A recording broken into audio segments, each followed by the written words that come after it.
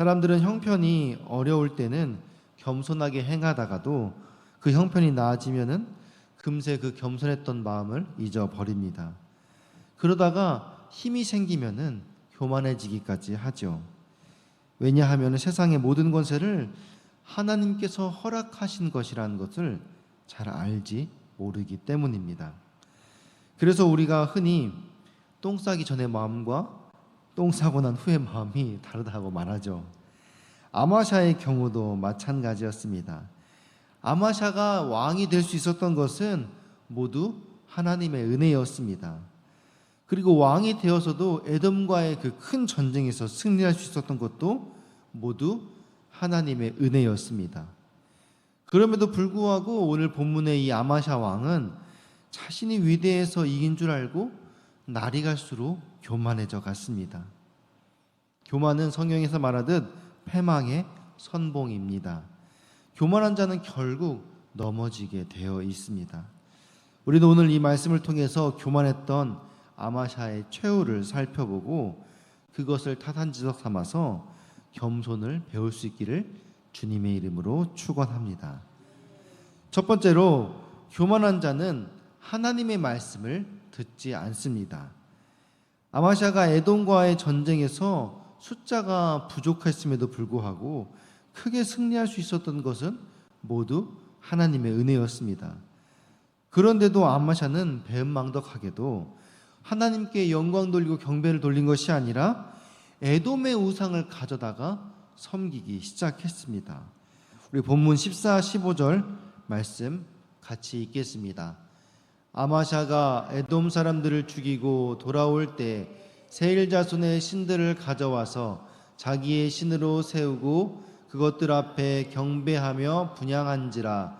그러므로 여호와께서 아마샤에게 진노하사 한 선지자를 그에게 보내시니 그가 이르되 저 백성의 신들이 그들의 백성을 왕의 손에서 능히 구원하지 못하였거늘 왕은 어찌하여 그 신들에게 구하나이까 하며. 아멘. 정말 기가 찰 노릇입니다. 에돔과의 전쟁에서 승리한 이 유다 왕 아마샤는 더욱 교만해져서 북이스라엘에게까지 이제 싸움을 요청합니다. 그런데 이 북이스라엘의 요아스 왕은 아마샤의 전쟁 요청에 콧방귀를 뀌면서 분수를 깨닫고 제발 까불지 말라고 그렇게 충고합니다. 우리 19절 말씀 같이 읽겠습니다. 내가 에돔 사람들을 쳤다고 내 마음이 교만하여 자긍하는도다. 내 궁에나 있으라. 어찌하여 화를 자초하여 너와 유다가 함께 망하고자 하느냐 하나. 지금 뭐라고 말합니까? 괜히 함부로 덤볐다가 유다 남유다까지 같이 망하지 말고 조용히 집에서 손이나 빨고 있으라 이렇게 얘기하는 거예요. 그런데 이 아마샤는 더욱더 교만이 하늘까지 찔러서 작정하고 이스라엘에게 덤벼들기 시작합니다.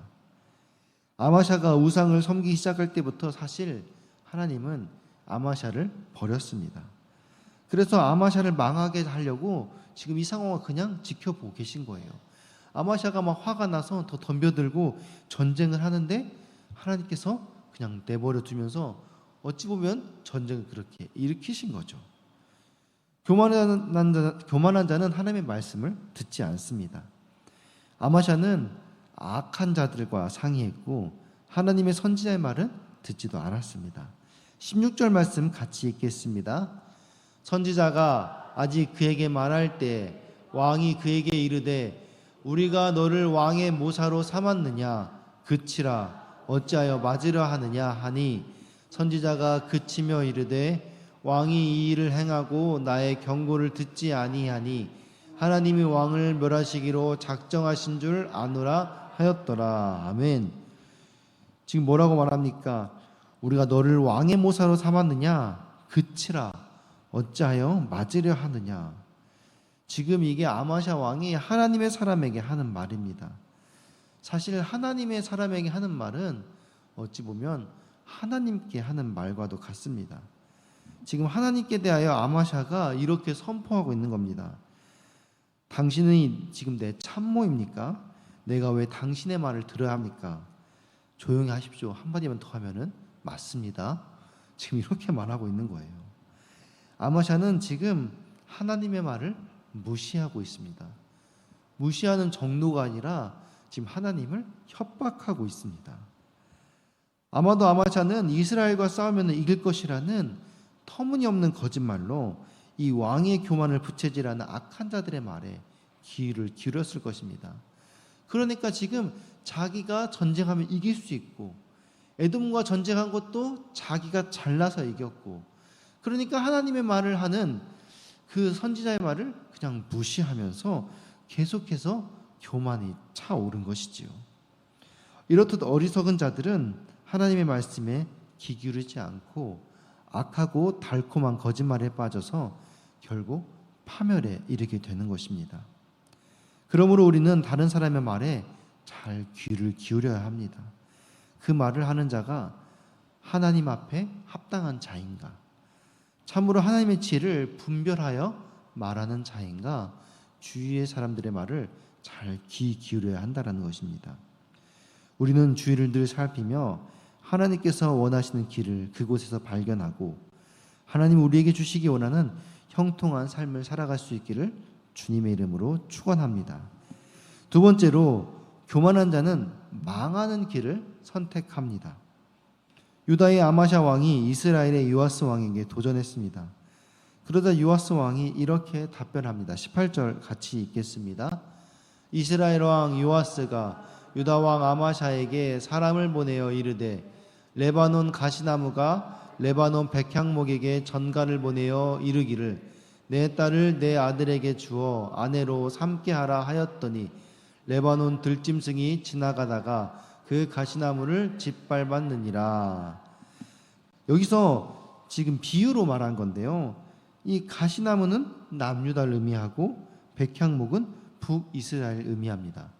지금 레바논 가시나무, 레바논 백향목, 뭐라고 같은 나라의 가시나무와 같은 나라의 백향목을 의미하는 거죠.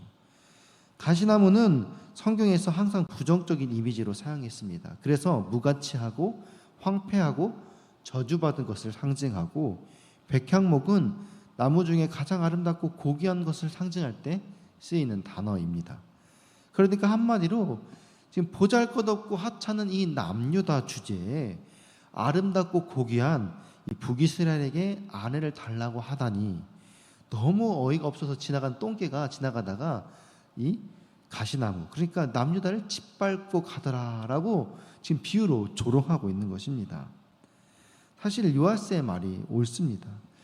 우리가 이 성경을 볼 때 이 남유다 중심으로 이 성경이 쓰여져 있기 때문에 남유다가 강한 것 같지만은 사실 경제적으로 군사적으로는 항상 이 북이스라엘이 남유다보다 강했습니다. 이 남유다가 너무 보잘것없고 힘이 없음에도 불구하고 하나님께서 도와주셨기 때문에 하나님께서 쓰임 받았다라는 것이 성경의 역사인 것입니다. 그런데 아무런 이유도 없이 지금 이 형제 나라와 전쟁을 하자는 것도 사실 문제가 있는 것이지요. 우리나라를 예로 든다면은 북한이 갑자기 명분도 없이 우리나라와 전쟁하자고 덤벼드는 것과 마찬가지입니다. 이런 아마샤 행동은 도무지 정상적인 것이 아니었습니다. 이 모든 것이 바로 이 아마샤의 교만으로부터 시작되었기 때문입니다. 아마샤는 교만하여 그 전쟁에서 이 남유다가 쉽게 이길 것이라고 착각했습니다. 그러나 전쟁은 어떻게 진행되었을까요? 너무나도 빨리 유다에게 패배를 안겨주었습니다. 유다의 수도는 함락되고 성벽이 무너지고 보물들은 모두 빼앗겼습니다. 뿐만 아니라 아마샤는 사로잡혀서 큰 곤욕을 치러야만 했습니다. 아마샤가 이렇게 처량한 신세가 된 것은 그가 자신의 힘으로 에돔과의 전쟁에서 승리했다는 착각과 교만에 빠졌기 때문입니다. 이처럼 하나님을 버리고 제멋대로 행동하는 자들은 결국 교만에 빠져서 망하는 인생길로 걸어가게 되는 것이지요. 세 번째로, 교만한 자는 버림받습니다. 한 나라의 왕이 죽으면은 모든 백성들은 슬픔에 잠깁니다. 그러나 아마샤의 최후는 어땠을까요? 쫓겨다니다가 오히려 백성들의 손에 죽임을 당하게 됩니다. 27절 같이 읽겠습니다. 아마샤가 돌아서서 여호와를 버린 후로부터 예루살렘에서 무리가 그를 반역하였으므로 그가 라기스로 도망하였더니 반역한 무리가 사람을 라기스로 따라 보내어 그를 거기서 죽이게 하고. 아멘. 왜 이런 결과가 생겼을까요? 하나님께서 아마샤 왕을 버렸기 때문입니다. 하나님께서는 우상을 섬기며 교만하게 행하는 자들을 돌보지 않으십니다. 하나님이 아마샤 왕을 돕지 않으니까 사람들도 아마샤 왕을 버린 것입니다. 그러므로 우리는 수치를 이렇게 당하기 전에 스스로 교만한 마음을 버리고 더욱 하나님을 가까이 함으로 겸손해야 할 것입니다. 결국 아마샤 왕은 라기스에서 죽임을 당하고 그의 시체는 왕이었음에도 불구하고 말에 실려서 그렇게 처량하게 장사 지내졌습니다. 너무도 왕으로서 비참한 최후를 맞이하게 된 것이죠. 사랑하는 서울제일교회 성도 여러분, 왕의 자리는 복받은 자리입니다. 하나님께서 주신 자리입니다. 하나님께 겸손하게 행하면은 왕 자신은 물론 나라가 복을 받게 되어 있습니다. 그러나 왕이 하나님의 은혜를 저버리고 교만하게 되면은 왕 자신도 그 나라도 모두 곤경에 처하게 됩니다. 성도는 왕 같은 제사장입니다. 우리를 통해서 이 땅에 하나님의 통치, 하나님의 나라가 임하게 되는 것이지요. 그래서 우리가 하나님 앞에 겸손하게 행하면은 그 복이 나를 통해서 나의 가정, 나의 직장, 나의 일터, 그리고 나의 이웃, 그리고 우리 자신에게 풍성하게 흘러 들어가게 될 줄 믿습니다. 오늘도 우리가 이 아마샤 왕의 최후를 살펴보면서 범사에 하나님 앞에 겸손하게 행함으로 하나님의 은혜를 누리는 거룩한 성도님들 되시기를 주님의 이름으로 축원합니다. 아멘. 우리가 이 시간 들은 말씀 생각하며 함께 기도하기 원합니다. 아마샤처럼 교만한 왕이 되지 않도록 하나님의 은혜를 잊지 않는 은혜를 주시옵소서. 나의 연약함을 인정하고 하나님 없이 아무것도 할 수 없는 부족한 자임을 늘 깨닫고 주님께 맡길 수 있도록 패망의 길로 빠지지 않도록 영적인 분별력을 허락하여 주시옵소서. 특별히 수능이 57일 남았습니다. 수험생들에게 지혜를 주시고 내 힘으로 성공을 이루려는 교만의 길이 아닌 하나님의 능력을 의지하여 믿음으로 승리하는 학생들 되게 하여 주시옵소서. 겸손하고 지혜로운 하나님의 자녀들 되게 하여 주시옵소서. 우리 사랑하는 주님의 이름 세 번 부르고 함께 기도하며 나아가겠습니다. 주여